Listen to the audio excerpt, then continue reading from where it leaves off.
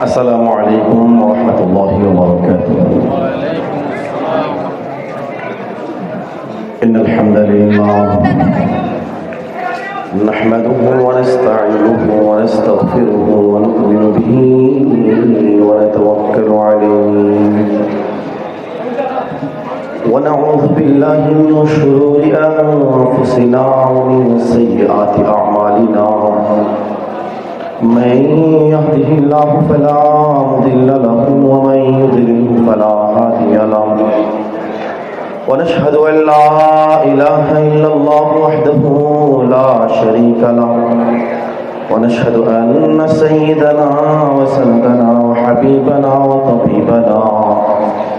وطبيب قلوبنا وأولانا ومولانا محمد الذي يرسله بالحق إلى الخلق بشيرا ونذيرا وداعيا إلى الله بإذنه سراجا وقمرا منيرا. أما بعد فأعوذ بالله من الشيطان الرجيم. بسم الله الرحمن الرحيم. قل إن كنتم تحبون الله فاتبعوني يحببكم الله ويغفر لكم ذنوبكم والله غفور رحيم. وقال صاحب القرآن صلى الله عليه وسلم: من أحب سنتي فقد أحبني ومن أحبني كان معي في الجنة أو كما قال عليه الصلاة والسلام. সম্মানিত উপস্থিত মুআজ্জিজ মুহতারাম মুরব্বিয়ানে আযম, অত্র মাদ্রাসার সম্মানিত পরিচালক, আমাদের সকলের মুরব্বী হযরত আল্লামা রুহুল আমিন সাহেব বারাকাল্লাহু ফি হায়াতি,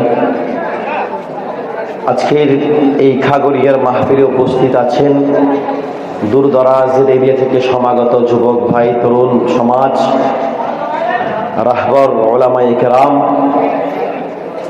সবাইকে অত্র মাদ্রাসার মাহফিলে উপস্থিত হয়ে আজকের মাহফিলকে সাফল্যমণ্ডিত করার জন্য আমি সকলকে শুভেচ্ছা জানাচ্ছি এবং পাশাপাশি মহিয়ান গরিয়ান ওই রব্বে কারীমের দরবারে শুকরিয়া করছি যে মহান বাড়ি তাআলা অত্যন্ত দয়া করে, মায়া করে, ভালোবেসে আজকের এই মুহূর্ত পর্যন্ত আমাদের হায়াতকে দীর্ঘায়িত করে দ্বীনের এই বাগানে আমাদেরকে আসার ও বসার তৌফিক দিয়েছেন। এজন্য অন্তরের অন্তঃস্থল থেকে ঈমানের আওয়াজকে উঁচু করে কালিমাতুশ শুকর আদায় করে সকলেই বলি আলহামদুলিল্লাহ। প্রিয় হাজরিন, আজকের এই মাহফিলে উপস্থিত হতে পেরে আমরা খুশি না বেজার? আসার তৌফিক দিয়েছেন কে? এই আল্লাহর শুকরিয়া করার মধ্যে কোনো শরম আছে? কোনো ডর আছে? কোনো ভয়? তাহলে আল্লাহ রাব্বুল আলামিনের শুকরিয়া হবে উচ্চ আওয়াজে বলেন আলহামদুলিল্লাহ।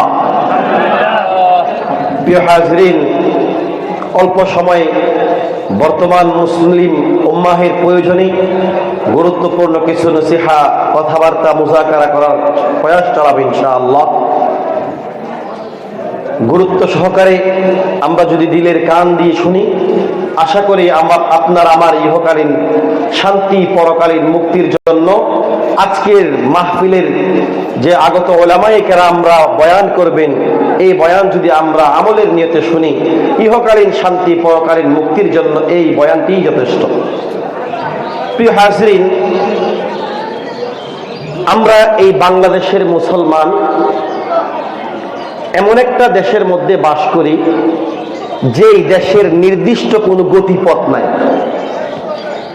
কোন সময় এই দেশকে সোনার বাংলাদেশ করার জন্য চেষ্টা চালানো হয়, কোন সময় ডিজিটাল বাংলাদেশের আওয়াজ শোনা যায়, কখনো কখনো সবুজ শ্যামল বাংলাদেশ করার আওয়াজ শোনা যায়। যায় কি যায় না? আমরা সোনার বাংলাদেশ, ডিজিটাল বাংলাদেশ, গ্রিন বাংলাদেশ করতে করতে বর্তমান মুসলমান ঈমান আমল ঠিক করার সময় আর সুযোগই নাই। ঈমান আমল ঠিক করার কোনো সময় আর সুযোগ নাই। আমি আজকের এই খাগড়িয়ার জমিন থেকে ব্যক্ত ভাষায় বলতে চাই, এই জমিন, যেই জমিনে আমরা বসে আছি, এই জমিন কার? আমাদেরকে হায়াত দিয়েছেন কে? এই জায়গায় আসার তৌফিক দিয়েছেন কে? সুতরাং রব্বে কারীমের জমিনে বসে, রব্বে কারীমের নিয়ামত খেয়ে, রব্বে কারীমের শরীর নিয়ে, রব্বে কারীমের শক্তি নিয়ে তুমি হাজারো ডিজিটাল করতে চাও, হাজারো রূপকার করতে চাও, হাজারো গ্রিন করতে চাও, যতক্ষণ পর্যন্ত রবের জমিনে রবের কোরআন বাস্তবায়ন না হবে ততক্ষণ পর্যন্ত ডিজিটালের চেষ্টা করা ব্যর্থ, ততক্ষণ পর্যন্ত গ্রিনের চেষ্টা করা ব্যর্থ, ততক্ষণ পর্যন্ত যত আধুনিকতার নাম করবে সব ব্যর্থ, সব ঝগড়া ফসাদ মারামারি হানাহানি আর ধ্বংসলীলায় বাংলাদেশের মুসলমানকে ঠেলে দিয়ে বলেন ঠিক কিনা? এই জন্য ভাই দোস্ত বুজুর্গ, আজকে আমরা ডিজিটাল, স্মার্ট, গ্রিন এগুলো নিয়ে ব্যস্ত এমন ভাবে হয়ে গেছি যে আমাদের আমল করার সুযোগ নাই। অথচ আল্লাহ রাব্বুল আলামিন কি বলেন? ইয়া আইয়ুহাল্লাযীনা আমানুত্তাকুল্লাহ ওয়াল তানজুর নাফসুম মা কদ্দামাত লিগাদ। ও দুনিয়ার মুসলমান, এই পৃথিবীর যত মানুষ আছে, কুল্লু নাফসিন যায়িকাতুল মাউত, প্রত্যেক মানুষকেই অবশ্যই মৃত্যু স্বাদ গ্রহণ করতে হবে। এজন্য আল্লাহ রাব্বুল আলামিন ডাক দিয়ে বলেন, ইয়া আইয়ুহাল্লাযীনা আমানুত্তাকুল্লাহ ওয়াল তানজুর নাফসুম মা কদ্দামাত লিগাদ। ও পৃথিবীর মুসলমান, একদিন অবশ্যই তোমাদেরকে আমার সামনে দণ্ডায়মান হতে হবে। কি এমন আমল আছে তোমার? আমি রব্বে কারীমের সামনে দাঁড়িয়ে বলবে, আয় আল্লাহ, আমি ওই খাগড়িয়ার মুসলমান, আমার সামনে আমার আমল নামায় এই আমল আছে, এই আমলের বিনিময়ে আজকে আমি আপনার সামনে জান্নাতের দাবিদার হয়ে আসছি, আমাকেও একটি জান্নাতের মালিক বানিয়ে দেন।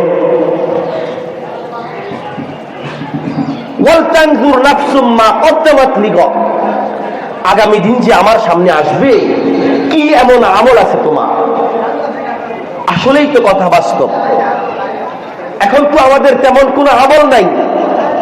এক সময় আমরা যখন এই খাগড়িয়ায় পড়াশোনা করতাম, আমাদের মুহতারাম কারি সাহেব হুজুর, দেখতাম হুজুরের বারান্দার সামনে মক্তবের বাচ্চাদের অভাব ছিল না।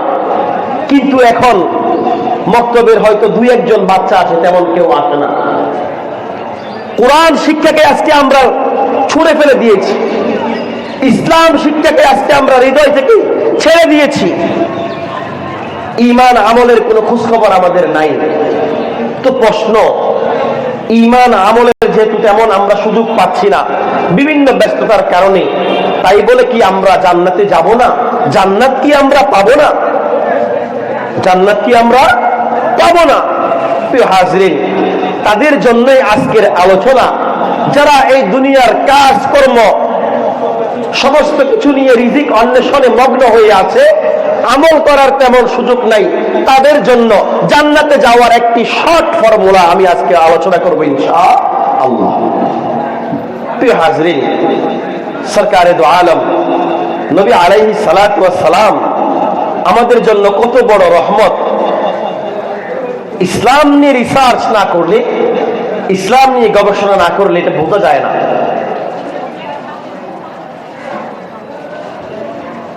এই নবী এত বড় রহমত যে শুধুমাত্র নবীকে ভালোবাসলেই হবে। কি করলে হবে? আমরা সবাই নবীকে ভালোবাসি কি বাসি না? উচ্চ আওয়াজে বাসি কি বাসি না? নবীকে ভালোবাসলেই জান্নাত। বলে কিভাবে? শুধুমাত্র ভালোবাসার দ্বারাই জান্নাত? একদম সহজ কাজ। আল্লাহ রাব্বুল আলামিন কোরআনে কারীমের মধ্যে বলেন, কুল ইন কুনতুম তুহিব্বুনাল্লাহা ফাত্তাবিউনি ইউহিব্বুকুমুল্লাহ ওয়া ইয়াগফির লাকুম যুনুবাকুম ওয়াল্লাহু গফুরুর রহিম। পৃথিবীর বুকে যে যাকে ভালোবাসে তার কাছে তার কোনো দুষ্গুণ দোষের মতো লাগে না। প্রেমিকের কাছে প্রেমিকার কোনো দোষের মতো লাগে না, বরং বড় মিঠা লাগে। কোন প্রেমিকের সামনে যদি তার প্রেমিকার কেউ বদনাম করে আক্রমণ করবে, কি করবে? আক্রমণ করবে। একটা উর্দু কথা আছে, দুস্থ আগর ফাইদিবাসত দ্বন্দ্ব নবাসত, দুশ্মন আগর আইতিবাসত দ্বন্দ্ব বাবাসত। চট্টগ্রামের আর উর্দু ভাষার মিক্সার একটা কথা। হতে দুস্থ দেখতে বলে আড়ি যায়, দুশ্মন যদি ওর সাইডে দিয়ে আড়ি যাত দয় কুচনি করে গাতুন ঘ্যান গন্ধ ইয়া। দুশ্মন হেঁটে গেলে তার শরীর থেকে গন্ধ আসে। আর যে আপন ব্যক্তি দুশ্মন নয়, আমার আপন জন, সে যদি আমাকে লাঠি দিয়ে গুতাও মারে, ওই বেটা এটা বেশি মজা লাগে, মজা মজা। আল্লাহ রাব্বুল আলামিন কি বললেন কুরআনে কারীমের মধ্যে? কোন মানুষ যদি নবী রাসূলকে ভালোবাসে, এর পরিণামটা কি? এর পরিণাম কি? শর্ট পদ্ধতি হলো, পৃথিবীর জমিনে আমরা তো তেমন কোনো আমল করতে পারি না, সুযোগ হয় না। একটা যদি কাজ আমরা করতে পারি, রব্বে কারীম যিনি এই জমিনের স্রষ্টা, আপনার আমার মালিক, ওই রব্বে কারীমকে যদি আমাদের প্রেমে ফেলতে পারি, তাদের প্রেমে, আমাদের প্রেমে ফেলতে পারি, তাহলে কাল কিয়ামতের ময়দানে রব্বে কারীম ঘোষণা দিচ্ছেন, ওয়াগফির লাকুম যুনুবাকুম, ওয়াগফির লাকুম যুনুবাকুম। যদি তোমাদের প্রেমে তোমরা আমাকে ফেলতে পারো, কাল কিয়ামতের ময়দানে তোমাদের দোষ দেখা হবে না, তোমাদের গুনাহ দেখা হবে না। আমি রব্বে কারীম তো গফুরুর রহিম, তোমাদের সমস্ত গুনাহকে ক্ষমা করে দিয়ে তোমাকে জান্নাতের মালিক বানিয়ে দিয়ে। বলেন সুবহানাল্লাহ। কি করতে হবে? কাজ কি? কাজ হলো একটা, আল্লাহকে আমাদের প্রেমে ফেলা। কি করা? আল্লাহকে আমাদের প্রেমে ফেলা। এবার আল্লাহ আমাদের প্রেমে কখন পড়বে? আল্লাহ রাব্বুল আলামিন বলেন, যদি তোমরা আমার নবীর ইত্তেবা করো, আমার নবীকে ভালোবাসো, তোমরা আমি রব্বে কারীমকে ভালোবাসবে এমনটা নয়, স্বয়ং আল্লাহ মহান রব্বে কারীম তোমাকে ভালোবাসবে। বলেন সুবহানাল্লাহ। এজন্য ভাই দুস্থ বুজুর্গ, আমরা যদি নবী আলাইহিস সালাতু ওয়াস সালামকে ভালোবাসতে পারি, অন্তর দিয়ে, হৃদয় দিয়ে, শুধুমাত্র জবানের দাবি দিয়ে নয়, শুধুমাত্র চাপাবাজি করে নয়, আশিক রাসূলের স্লোগান দিয়ে নয়, অন্তর থেকে যদি নবী কারীমকে ভালোবাসতে পারি, আল্লাহ রাব্বুল আলামিন ঘোষণা দিচ্ছেন, কুল ইন কুনতুম তুহিব্বুনাল্লাহ ফাত্তাবিউনি ইউহিব্বুকুমুল্লাহ, ইউহিব্বুকুমুল্লাহ। যদি নবীকে ভালোবাসতে পারো, আল্লাহ রাব্বুল আলামিন স্বয়ং তোমাকে ভালোবাসবে। আর রব্বে কারীম যখন তোমাকে ভালোবাসবে, রব্বে কারীম যখন তোমার প্রেমে পাগল হয়ে যাবে, কাল কিয়ামতের ময়দানে রব্বে কারীম তোমার কোনো গুনাহ দেখবেন না, ওয়াগফির লাকুম যুনুবাকুম, তোমার সমস্ত গুনাহ খাতা মাফ করে দিয়ে আল্লাহ রাব্বুল আলামিন বলেন, ইন্নাল্লাহু ওয়াল গফুরুর রহিম। আল্লাহ রাব্বুল আলামিন তো ক্ষমা করতেই ভালোবাসেন, তোমাকে জান্নাতের মালিক বানিয়ে দিয়ে। বলেন সুবহানাল্লাহ।